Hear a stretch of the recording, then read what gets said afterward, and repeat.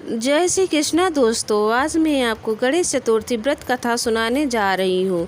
एक समय की बात है जब माता पार्वती कैलाश पर्वत पर निवास कर रही थी। जब वे स्नान करने गईं तो उन्होंने अपने शरीर के उपटन चंदन, हल्दी व सुगंधित पदार्थों से बने उपटन से एक सुंदर बालक की प्रतिमा बनाई और उसमें प्राण स्थापित कर दिए। उस बालक का नाम गणेश रखा।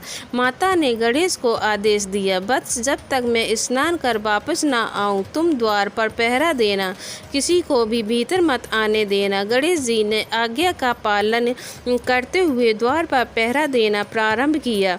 इसी बीच भगवान शिव वहां आए और भीतर प्रवेश करना चाहा। गणेश ने उन्हें रोका और कहा, मेरी माता स्नान कर रही हैं। उन्होंने आदेश दिया है कि बिना अनुमति किसी को भी भीतर ना जाने दूं।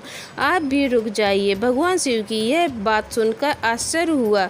उन्होंने कहा, यह मैं स्वयं इस ग्रह का स्वामी हूँ, मुझे कौन रोक सकता है। किंतु बालक गणेश अपने स्थान से नहीं हिले। भगवान शिव और गणेश के बीच विवाद बढ़ा और युद्ध छिड़ गया। शिवगणों और गणेश जी के बीच भीषण संग्राम हुआ। अंत में स्वयं शिवजी ने अपने त्रिशूल से बालक गणेश का मस्तक काट दिया। माता पार्वती स्नान कर बाहर आई और यह दृश्य देखकर शोकाकुल हो गईं। वे विलाप करने लगी और क्रोधित होकर बोली, यदि मेरे पुत्र को पुनः जीवन नहीं मिला तो मैं संपूर्ण सृष्टि का संहार कर दूंगी। देवता, ऋषि और ब्रह्मा विष्णु सभी ने मिलकर शिवजी से प्रार्थना की कि माता के क्रोध को शांत करें। तब शिवजी ने आदेश दिया, उत्तर दिशा में जो भी प्राणी तुम्हें सबसे पहले मिले उसका मस्तक लेकर आओ। गणों ने जाकर देखा कि वहाँ एक हाथी शिशु अपनी मां के साथ था। उन्होंने उस हाथी का मस्तक काट कर ले आए। जी ने वह मस्तक गणेश के धड़ पर स्थापित किया और प्राण प्रतिष्ठा की। इस प्रकार गणेश पुनर्जीवित हो गए। सभी देवताओं ने उन्हें आशीर्वाद दिया, तुम सब प्रथम पूज्य होगे, विघ्नहर्ता कहलाओगे और किसी भी शुभ कार्य की शुरुआत तुम्हारे पूजन से ही होगी। गणेश चतुर्थी व्रत की उत्पत्ति, एक बार महाराजा पृथ्वीराज नामक राज्य करते थे। वे अत्यंत धर्मपरायण और प्रजावत्सल थे, किंतु उन्हें संतान नहीं थी। उन्होंने अनेक यज्ञ और व्रत किए लेकिन फल नहीं मिला।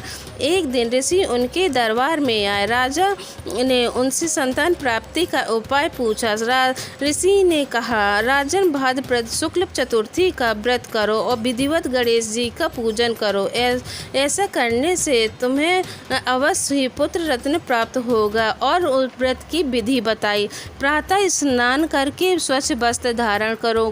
गणेश जी की मिट्टी की मूर्ति स्थापित करें। कलश स्थापना, रोली, चावल, दुर्वा, मोदक, लड्डू और पुष्प अर्पित करें। गणेश जी को सिंदूर और दुर्वा अर्पित करना विशेष शुभ माना जाता है।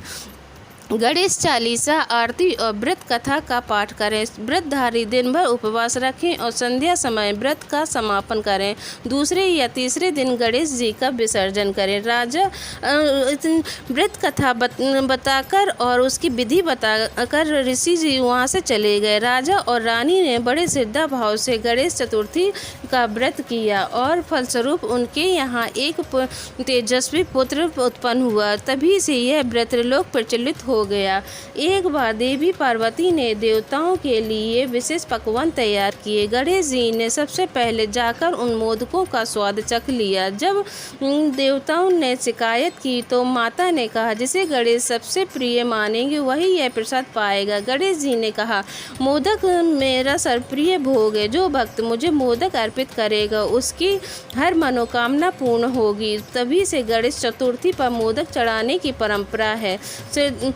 राजा और माली की कहानी। प्राचीन काल में चंद्रनगर नामक नगरी में सुरसेन नामक राजा राज्य करते थे।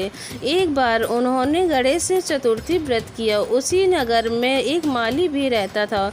उसने भी श्रद्धा से यह व्रत किया। कर्म फल के से हुआ यह कि माली के यहाँ अपार धन हो गया और राजा का वैभव नष्ट हो गया। राजा ने स्वप्न में गणेश जी को देखा। उन्होंने कहा, राजा राजन, तुमने व्रत तो किया लेकिन पूर्ण श्रद्धा और नियम से नहीं। माली ने निष्ठा से व्रत किया, इसीलिए उसे फल मिला। राजा ने अगले बार सच्चे मन से व्रत किया और पुनः अपने सुख संपत्ति को प्राप्त किया। गणेश चतुर्थी भाद्रपद मास के शुक्ल पक्ष की चतुर्दशी को गणेश चतुर्थी मनाई जाती है। इस दिन भगवान गणेश का जन्म हुआ था और तभी से इस दिन को गणेश जन्मोत्सव के रूप में भी मनाया जाता है। श्रद्धा और भक्ति से किया गया यह व्रत अवश्य फल देता है। गणेश जी सरल, सहज और शीघ्र प्रसन्न होने वाले देवता हैं। वे भक्त की छोटी सी भक्ति से भी प्रसन्न होकर उसे वरदान प्रदान करते हैं। अगर आपको यह वीडियो अच्छी लगे तो लाइक करें, शेयर करें और कमेंट में जय श्री गणेश लिखें। जय श्री कृष्ण दोस्तों, राधे राधे।